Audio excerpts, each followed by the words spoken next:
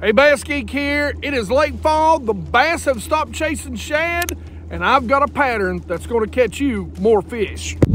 That's right, geeks. So in the late fall, what happens, at least on my lakes, especially on the lakes that are predominantly largemouth, as the temperature begins to drop into the low 60s and upper 50s, they really stop chasing shad, so to speak. The shad, for whatever reason, goes extremely deep, and it seems like they break up a little bit. Now the bass will be down there, but like today, we were seeing a lot of shad 50 feet deep, and we never really seen any fish around those shad. They were kind of spread out. Some will go to the banks, and what that does is it sends your bass to the banks. Now my theory on this is that the bass have fed up. They've fed up for winter. They're packed full of shad, and they're kind of going to the banks because the water, A, is dropping, as you can see on this lake, and B, the water temperature is dropping. So the very first thing in the morning, what I like to do when the sunlight's low, now this is before turnover, right? The lake has not turned over yet. It's getting ready to, though. As we get these colder nights down in the 30s, the lake is preparing to turn over. I do something a little bit different, and we'll talk about that pattern a little bit later in another video. But right now, with it being still clear, while the sun's low in the sky first thing in the morning, I love to throw a bluegill pattern spinnerbait. And a lot of times this time of year, this is where I'm going. I go away from the shad colors, the shad patterns, and I go to the panfish patterns. And you can see right here, one of the keys to throwing a spinnerbait this time of year and getting some big bites is making sure you've got that gold blade, not a silver, because you're mimicking, again, that panfish. Now, I'll put a lot of different things on here. A swim bait is my go-to, and this is one of the Exxons. I think this is a Tennessee shad. They make a bluegill color too that works perfect, but for me, I want it really natural because we're fishing, and the watercolor and the water clarity is probably about, I mean, it's crystal clear, but it's about still 12 to 15 feet.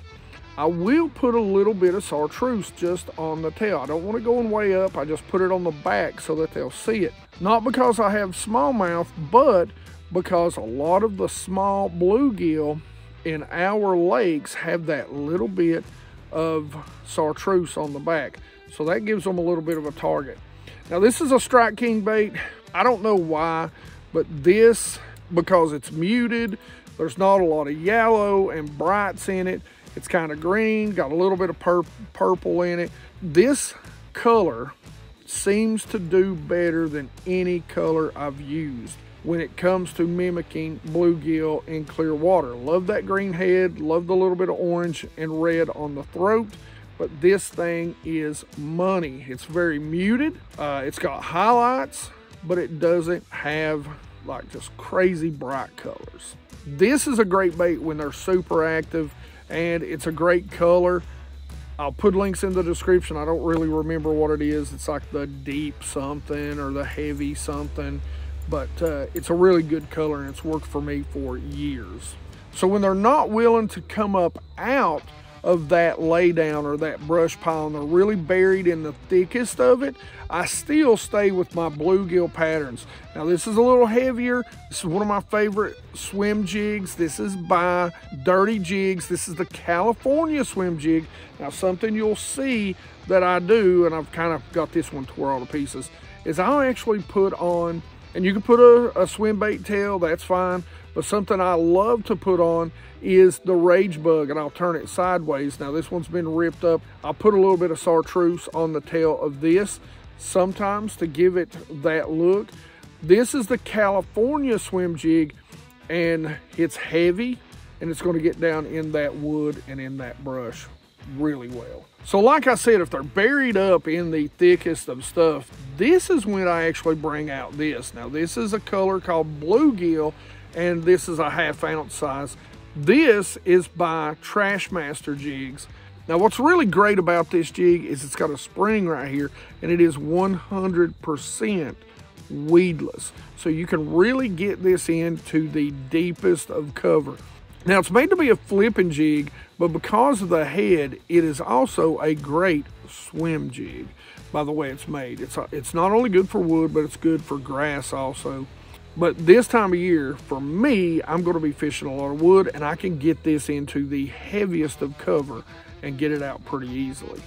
Now, a couple things I'll do with this. I'll turn this, again, sideways a lot, but if I want some just a little extra flap, I'll go ahead and put that rage bug on there, just like you see, so that I've got it good and weedless. It works a little bit better on this jig that way, but I still put a little bit of chartreuse right on those two rage flanges, even in that clear water. Now, if I feel like the bass are on the bottom, again, I'm going to take some sort of beaver. My favorite color, especially when the lake turns over, is a watermelon red. Now, I like a little bit of, just a little bit in the clear water of movement. So that's why I use the rage tail here. This little bait is great to flip into that. If I feel like they're not suspended up, which most of the time, this time of year, they are suspended up in those brush piles. If they're near the bottom, I'm going to go ahead and flip for them. And that is an angler tungsten weight in 3/8 ounces. That's kind of my go-to this time of year. So last but not least, when I'm fishing open water, when I'm fishing rock bank, kind of like you see here to the side of me, this is what I'm going to go to. Bluff walls, this is a Texas rig. This is Green Pumpkin Magic, and it works perfectly to mimic a bluegill when I'm going down bluff walls or steep rocky points. This thing gets annihilated.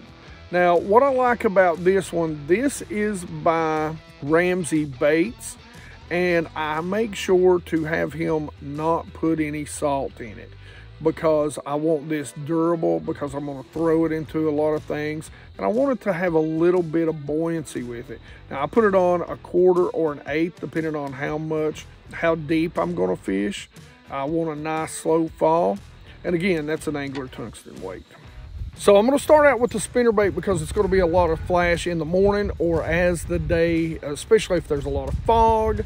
If there's a good overcast, it can last all day long. It can be a really great bite that'll come up out of those trees. And basically, I'm going to find those channel swing banks or even those flatter banks, inside and outside swings of channel swings.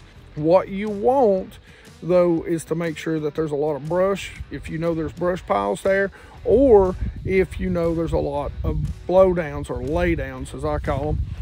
You're going to throw up there and you're just going to work those things. You want to tick them.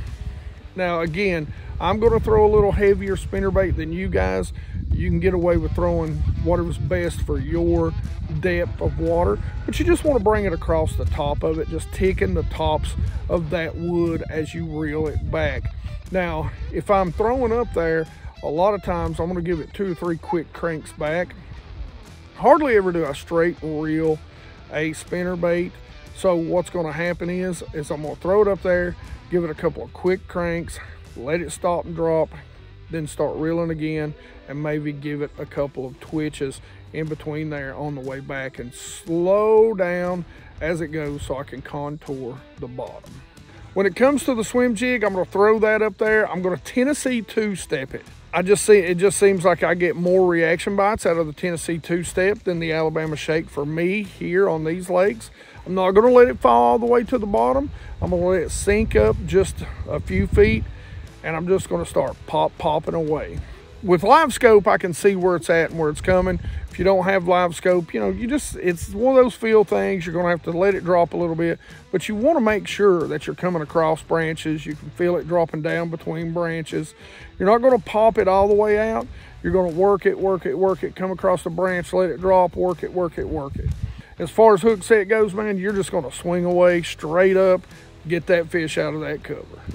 So as the sun really comes up and it slicks off, I mean, I'm sure you can see how sunny it's been earlier today out here and how calm it is. That's when I'm going to start going to some sort of worm. Now, you don't have to go to a straight, like Texas rig Senko. You can rig this, like I said, shaky head. Let them decide. Even a Ned or rigging it Nico. Gotta let the bass tell you which way they want it. Today they wanted it fishing it as a Texas rig, but I'm going to fish it around those same places where there's still going to be a lot of bluegill, because they're going to nip around on some of the stuff that's crawling around or growing on those rocks, and especially those bluff walls this time of year. Bass, bluegill, everything's going to end up moving to those steep, deep drops. As far as fishing a Texas rig, if I'm fishing around cover, so I do put a bobber stop on, for the most part, I'll give it a couple feet just like that. So I want the weight to slide freely most of the time, especially when I'm just around rock. But now as I come up to say maybe some brush that's out there deeper, I'm gonna pull that bobber stop down so that that weight doesn't move. And as it drops down in that deeper brush, it doesn't get wrapped around or tangled up. So when everything is dead slick calm and it is one of those grind days, that's when I'm pulling out this worm. Texas rig again, however you want to rig it, you're gonna have to let the bass tell you what it is. But I'm gonna go with that brim or bluegill color, that imitator again. Wacky rig if you're shallower. I've been fishing 25 feet deep, seems like that's where they've been at today. Gotta have a little weight on it to get it down there. I'm gonna fish this two different ways. I'm gonna throw it out there, I'm gonna let it sink to the bottom, and I am never going to leave bottom contact. I'm just gonna drag it. That's something that I love, to have that bobber stop a little bit high, because it gives a little more freedom to the bait, a little more action. I may even dead stick it at times doing that. The other way I'm gonna fish it is I'm gonna throw it out there, and I'm just gonna give it little twitches up off the bottom, just to see which way the bass want to react to it. Do they want to pick it up off the bottom, or do they want it trying to escape and kind of twitching upwards? Those are going to be the two ways that I fish this bait. So pick up bluegill imitating baits, especially that spinner bait, especially that swim jig. Whatever you want to do. If you want to try a swim bait, do that. A big swim bait, do that. But it's definitely the time to pick up those bluegill patterns during the end of fall. Now, if you want to figure out or learn a little bit more about which bait you want to be using during the conditions, make sure you go check out this video right here. It'll help you learn what bait you need to be using. Otherwise, comments in the comment section below. You geeks know I love to talk fishing with you. Like it if you like it. Don't forget to subscribe. Make sure you ring the bell so you watch the channel. Best way to help us grow, and it's free. Be part of the 100% Watch Squad, and you geeks rock.